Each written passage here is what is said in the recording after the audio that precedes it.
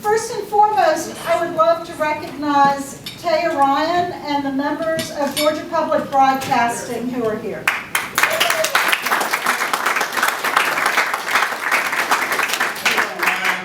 Chief Executive Officer of the Year to several publications we've just read. You know, Tom said I was now in charge, but that's never true. Tom is always in charge. That's all I got to say. And there are several of the people who put on our debates. We've been partnering with Georgia Public Broadcasting since the very early 90s to put on all the debates.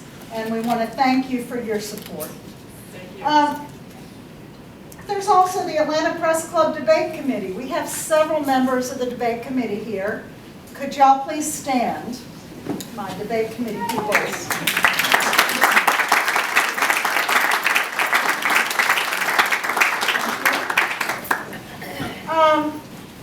We have to give special thanks to the people who make the Atlanta Press Club what it is. We have our past president, Lori Strauss, who is not so fast. She agreed to be our debate coordinator for this year. And we had a huge debate year, a big election year, and we really needed Lori to make sure all our debates went on without any hitches. And we are so pleased to have Dawn Lasesky, our new president of the Atlanta Press Club. And she loves our debates, so you know that means a lot. And then Sheena, none of this could happen without Sheena. We are so pleased to have several members of Charlie Loudermilk's family here. Could y'all please stand? And family and friends, special friends of the Loudermilks.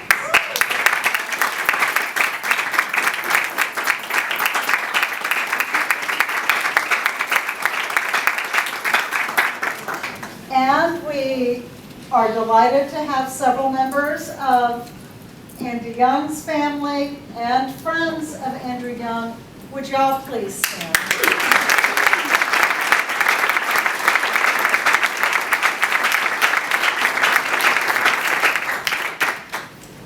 Lastly, I want to give a special shout out to the person who put together the video. Was up till daylight this morning. He said, it's not the first time I've seen the sun come up, and probably not the last.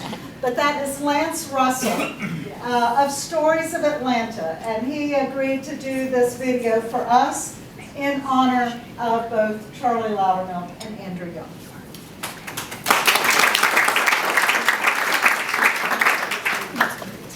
Now, we're going to have a conversation with Charlie and Andy. I told Charlie it was only going to last till about 10 o'clock tonight. No, I know my audience, and I know them. I know Andy can talk for a long time, but Charlie is one who likes things short and sweet. So let's start. And do we have mics for them, or should they just...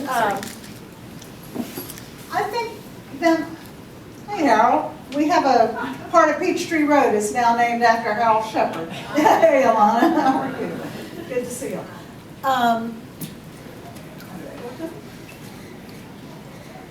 Test, test. That works. Thank you. Okay.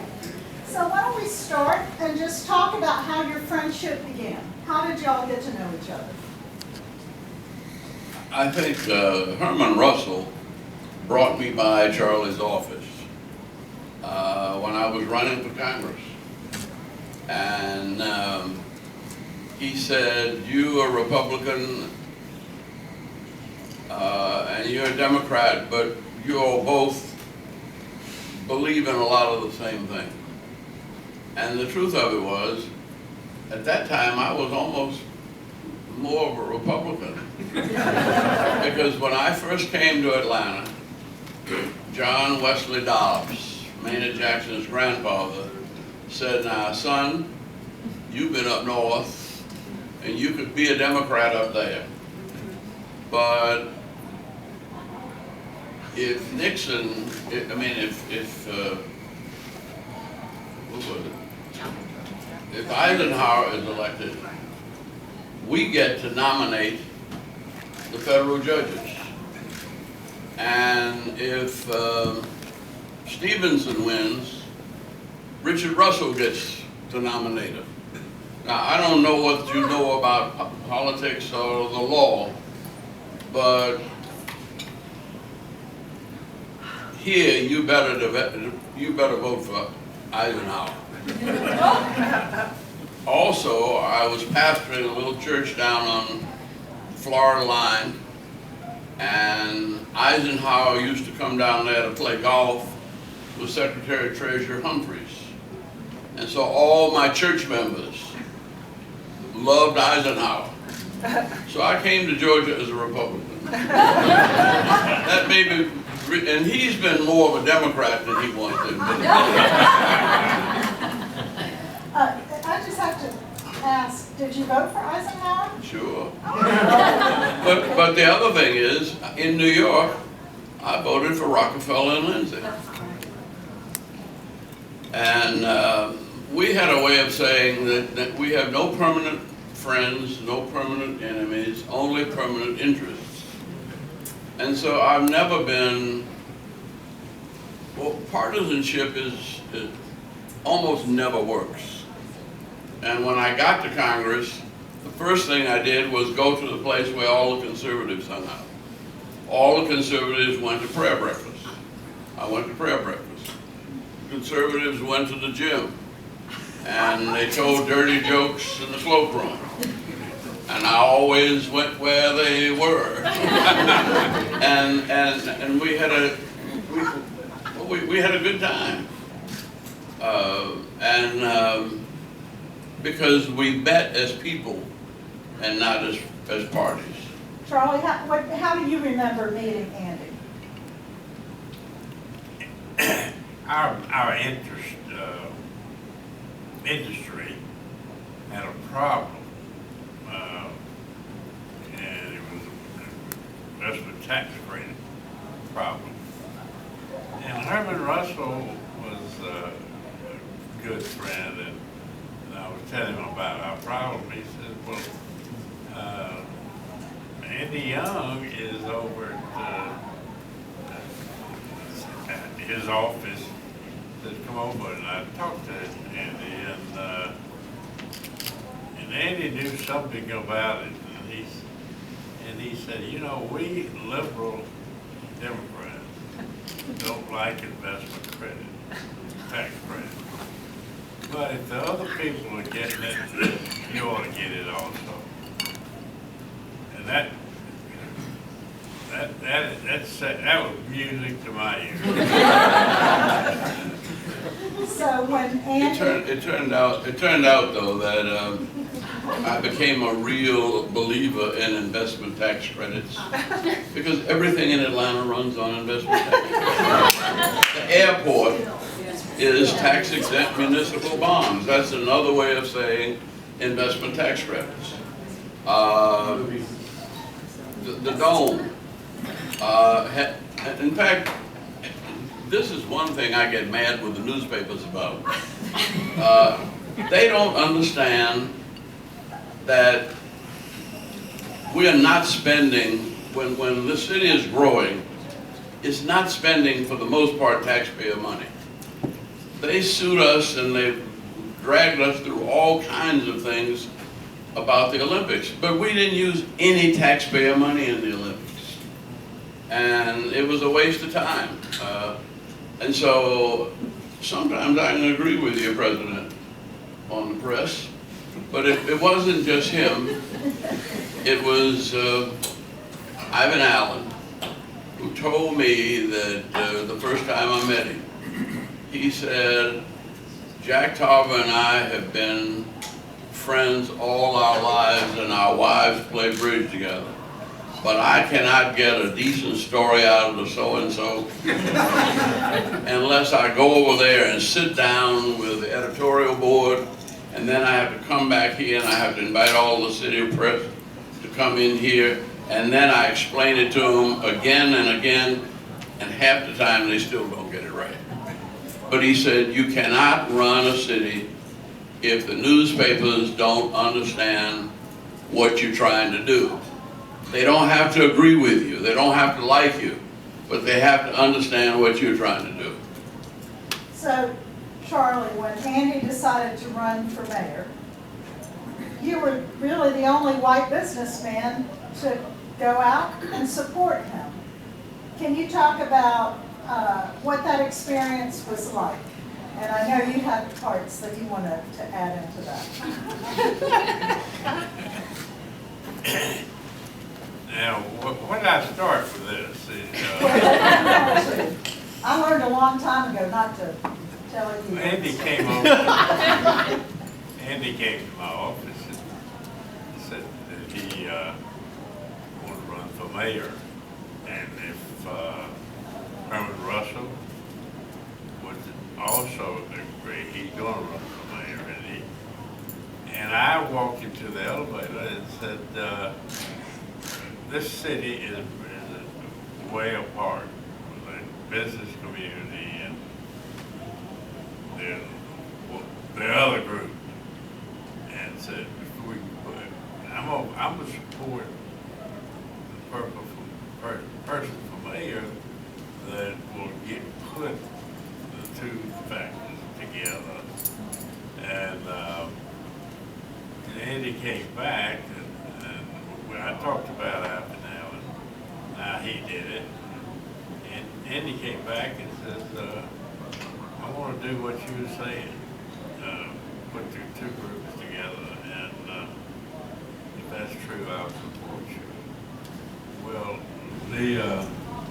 I didn't realize how strong the other group was, the business group. I had said that what I'll do is through our Rotary Club membership, I'll get Andy to go and talk to the companies and let Andy tell them what he's going to do. And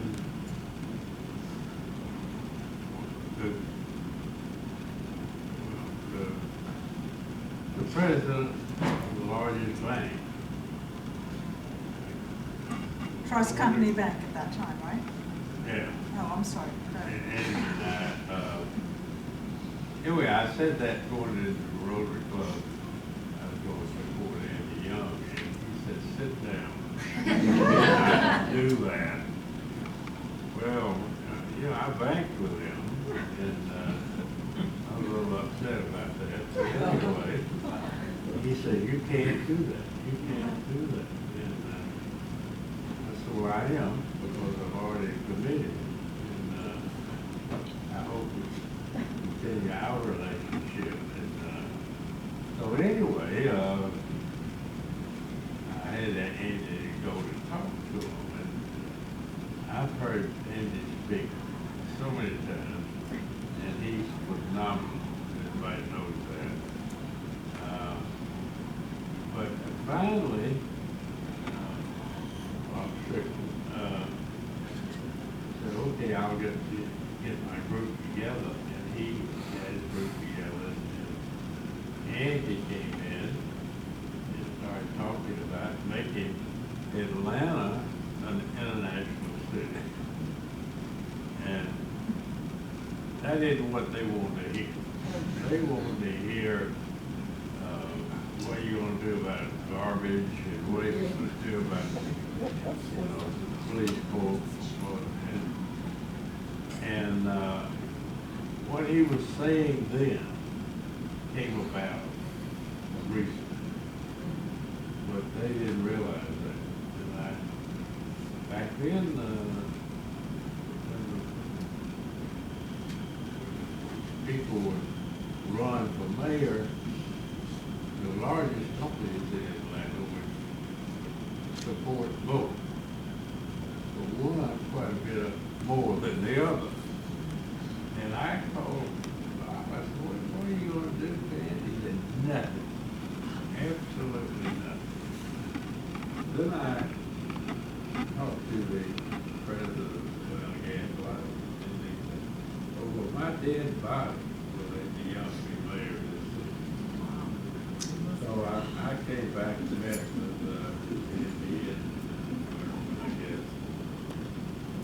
we're not gonna get any money from the business community of Atlanta. And that was pretty true. And Andy had to go, he went to LA first to get money, and then he went to New York to get money. We finally, I got a lot from you too. Don't tell your children. I think they heard it. No, I think what it was, and I mean, that was a new idea, but what nobody took the time to figure out except me was that I had been on the banking committee when I was in Congress. And at the first meeting of the banking committee, George Shultz, who was the Secretary of the Treasury, and one of the wisest and best economists I've ever heard of, came to me and said, look, I hate to go anywhere representing this nation with an all-white delegation. Would you be willing to go with me sometimes? I said, I would be honored. And so he took me to the World Bank meetings, and he took me to the African Development, the Latin American Development Bank. I mean, anywhere he wanted me to go, I went with him. So I kind of knew where the money was. I mean, we were already on the verge of the petrodollars. And the petrodollars were scattered around the world, and nobody knew what to do with them. And so when I said we wanted to make Atlanta an international city, what I was saying was, we've got to bring some of this international money into Atlanta. Because I think the Washington budget was 20 trillion. And they were 23 trillion in debt. They still are. Wall Street has 70 to 80 trillion. And so we could go to Wall Street, or we could go to Holland, we could go to Japan and get money. We had a AA or AAA bond rating. Now, bankers should have known about that, but Atlanta had been, by and large, a regional hub of all of the banking. And, well, when I went to Germany, I took Bob Strickland with me, along with the chamber delegation.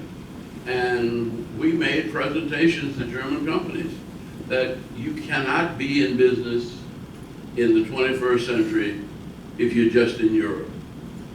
If you're going to be in business in the 21st century, Europe, you know,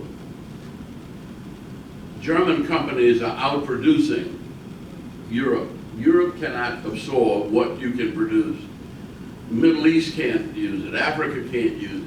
The only place for you to succeed is Atlanta. And I said, because we can get you to 80% of the U.S. market in 2 hours. And you know how many German companies we have in Atlanta now? Over 3,000. We had none then. But that was a good sales pitch. And it made sense, and it has made sense for German business. We had 100 Japanese companies that we picked up almost on one trip. So when you won, there were no business leaders who had supported you except for Charlie. Can you talk about what y'all did to heal Atlanta? And I don't know who wants to start that.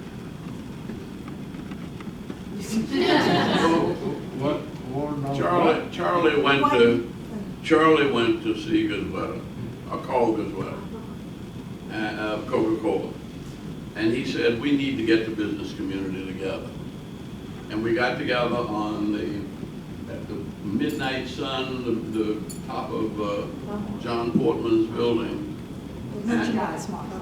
That would have been the merchandise mall. Yeah. The merchandise mall. Yeah, but anyway, it was a big dull building. I think we had 85 CEOs there. I said, look, you did not support me And I could get elected I got elected without you, but I cannot run this city without you. If I fail as running this city, I'm just gonna quit this $50,000 a year job and go get me a decent job where I can pay my children's tuition. But if I'm not a good mayor, your businesses are gonna suffer. And so you have a vested interest in helping me to be a good mayor. And I said, I need your help. And I gave everybody my home phone number. And I said, call me any time of the day or night. And you don't have to have all the answers. If you see a problem, or if you have a question, or anything you want me to do, call. See, and we'll deal with it. And that, I think, nobody called me hard. I know Charlie did. No, Charlie didn't even call me. So did Charlie invite you to the Trump fundraiser? I couldn't afford it. It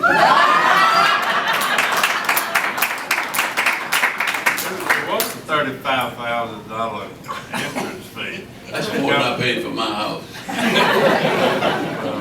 For breakfast, which we raised $1 million. So, I've But been... let me say about President Trump. Yeah, I was thrilled. Can I record this? Yeah. I was thrilled when he reached out to North Korea. Believe it or not, I had received an honorary degree from a Presbyterian university in Korea 3 months before. And it was a Presbyterian university where Kim Jong-un's great-grandfather had gotten his degree, his Bachelor of Arts degree, and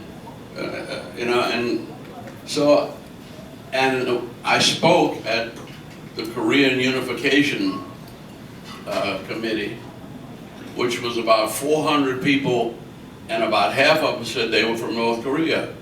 Now, I don't know how they got there, I don't know what they were doing, but there is a mood in Korea to put an end to this tension. Now, my Korean friends said, look, you don't have to worry about these intercontinental ballistic missiles. You all can shoot them down anyway. Whenever one of these missiles fails, it didn't fail, we shot it down. They can't do that. What we have to worry about is what they now call asymmetric warfare. That you can put a dirty bomb in the knapsack of a Korean kid and drop him somewhere in Canada, and he can come across and he can destroy any city in America. And so you have to have, you can't have war like we used to have it. You have to build relationships with the people.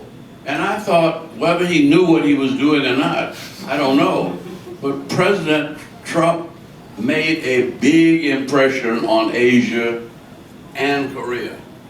And if we don't have a war with Korea, that'll be one of the reasons. Now, Jimmy Carter did the same thing. Only Jimmy Carter was much more everything. Jimmy Carter did not. He did what he wanted to do, but not before he checked it out and argued it out with all of his lieutenants. But ultimately,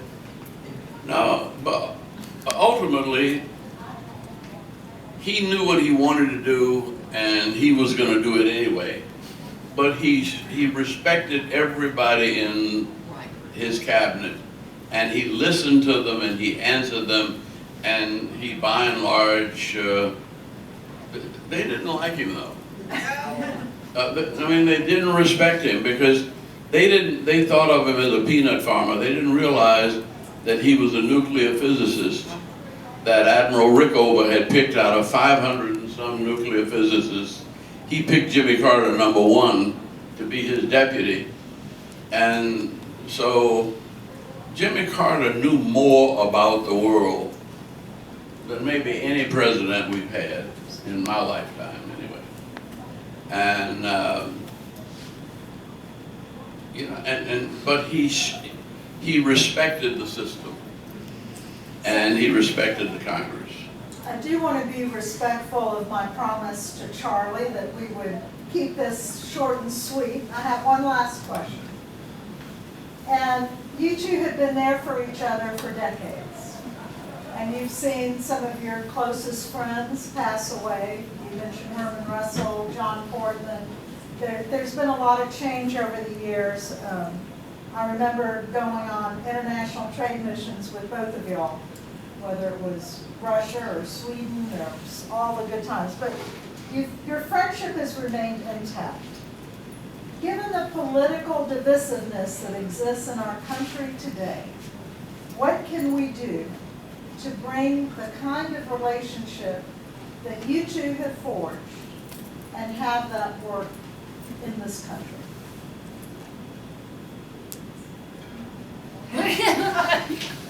Well, Big question. let me just say what I learned from Charlie at his Kentucky Derby party. When the Chinese came back into the UN, they'd never been in the UN before. Nobody knew anything about China. And we started talking about Chinese food. And the foreign minister got disgusted. And Jean, my first wife then, Carolyn is my second wife of 23 years. Jean put up with me for 40 years. But when they went over there to talk to her, he said, "Where you find good Georgia food?" That's the first words in English he spoke. And she said, "Only at our house. When are you coming to dinner?" And so our house was the 42nd floor of the Waldorf. And I said, "Baby, how you gonna get Georgia food in the Waldorf?" She said, "Don't worry, my mother's gonna drive up from Alabama and she'll bring the corn from her garden and things like that." And I called Charlie at the last minute and I said, "Charlie, the Russians drink a lot. Do the Chinese drink a lot?" He said, "Yep." I said, "Well, what should I serve him?" He said, "Tell him mint juleps." So we had black-eyed peas, cornbread, greens, corn on the cob, ribs, fried chicken, and mint juleps. And after about an hour of eating and drinking, everybody was down on the floor with their shoes off. And we never had a Chinese veto. We even condemned China for invading Vietnam, and they didn't veto it. Because we went to them and asked them. And the key to diplomacy, and that's the reason I don't want to call Trump wrong, is you got to build a personal relationship. Now maybe you don't have to go to Russia to do it. But even in Russia, I supported Tillerson. Because Tillerson knows Russia. Tillerson knew where all the oil was in Russia. In order for this world to make sense, we've got to have just about every country operating a sound economy.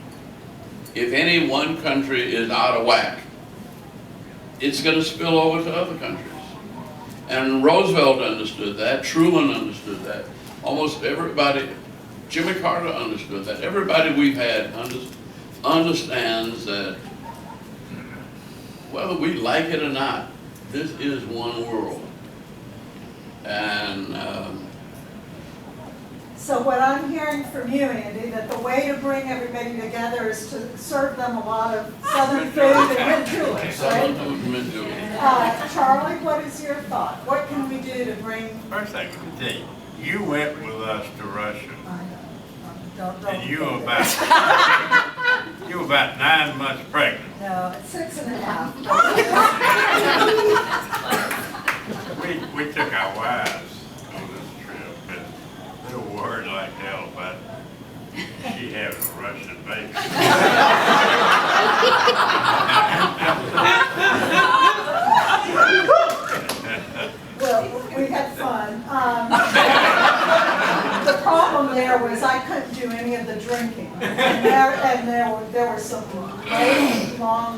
Vegas with a lot of drinking, and I had to sit there and watch. So that was not going to work about my diplomacy. Yes,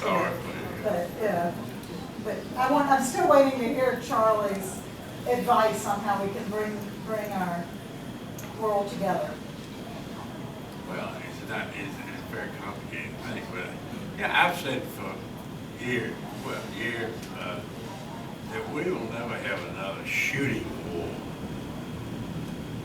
And the wars will be economic. You can't start a shooting war with atomic out there. They can go into the war that would destroy the world. So I think that we're looking for an economic war, and I think you're seeing some of that right now. When we are putting pressure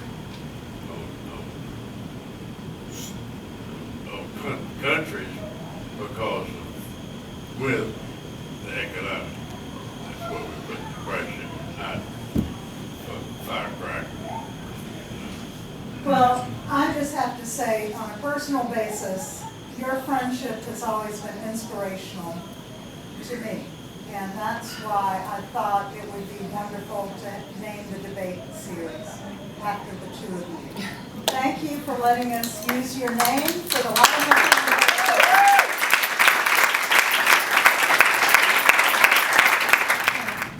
Charlie Loudermilk and Andrew Young in honor of our debate series. Ross Rawson is a internationally renowned artist. He has painted the portraits of Maya Angelou, Morgan Freeman, Arthur Blank, several times Charlie and Andy, both President Bush's, Hank Aaron, did a sculpture of Hank Aaron that's over at SunTrust Park. Don and Nikki Keough. To go to his studio is one of the most special events one can do. His paintings hang in the Smithsonian, the National Portrait Gallery, the Center for Civil and Human Rights, the Carter Presidential Library, the Baseball Hall of Fame. There's almost anywhere where you would want to have his portraits hanging, there you will find Ross Rawson's amazing work. He was born in Bulgaria in 1964. Thanks to Karen, his, I guess, business manager, friend, confidant. She brought him to Atlanta. So he is ours. He has done tremendous work, worked closely with the Rotary Club of Atlanta, and has a spirit that, believing in peace, he has traveled with Andy around the world. He's gotten to know some of the most important leaders of our generation and several generations before this. Let me welcome Ross Rawson. He was going to give us a few words and unveil the portraits. Woo!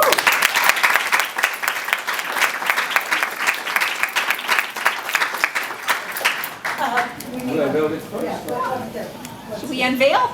No, you talk first and then we'll Real quick. You're so kind. Thank you for your sweet words. Albert Einstein says, when it comes to miracle, there are basically two groups of people. The first is those who don't believe in miracles at all. For them, everything is rational, everything has a rational explanation. The second group is those who believe that everything is a miracle. I'm an artist, obviously I belong to the latter, right? And for me, life is a miracle, and I try to depict it as it is. In my work, I try to capture the human spirit, the essence of the human soul, and the energy that lasts for generations in a painting. In a second, we're going to pull down the drapes, and we're going to see two men. But we're going to witness more than just two giants of this city. We're going to witness another kind of miracle, the miracle of friendship, the miracle of understanding, the miracle of listening, actually. Not hating, but listening. This is the answer for the issues today. And a miracle that will last because of the Atlanta Press Club, because of our beloved messengers of truth, and what's honorable, what's decent, what's amazing, and these two legends here. Here All are right, both. no, wait, no. hold it. Let's get Mrs. Andrew Young up here to help unveil it, and let's get the grandson How about that? the grandson of Mr. Loudermilk, of Charlie, up here. As well. they're coming up, I just wanted to say a Come on. couple. Andy's daughter with Yes, Andrea. And let's get yeah. Robin, let's get Robin as well. Just a couple of comments I want to make. These portraits will hang in Georgia Public Broadcasting. And we also have copies of these portraits that will be given to both Charlie Loudermilk and Andrew Young so that they can have it. Most importantly, to me, I see the Loudermilk-Young debate series as being as a way to honor two families, and that this is to carry on for generations and generations. So, are we ready for the big unveil? I wish we had a drum roll. Woo!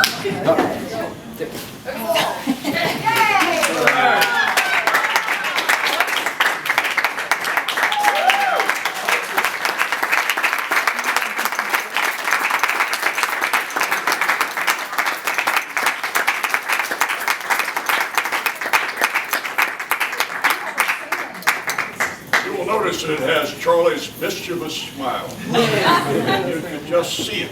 It captured both of them really well, wouldn't they? So when Carolyn saw the portrait of Andy, she said, "Oh, I love this. I feel like I want to go up there and kiss him." So, Ross, that was probably the nicest compliment she could have given you. Why don't we get the other members of the two families, if they would come And up? it would be great if we could see get if we Charlie can and Andy. get everybody that came with the Loudermilks, and let everybody came with Andy.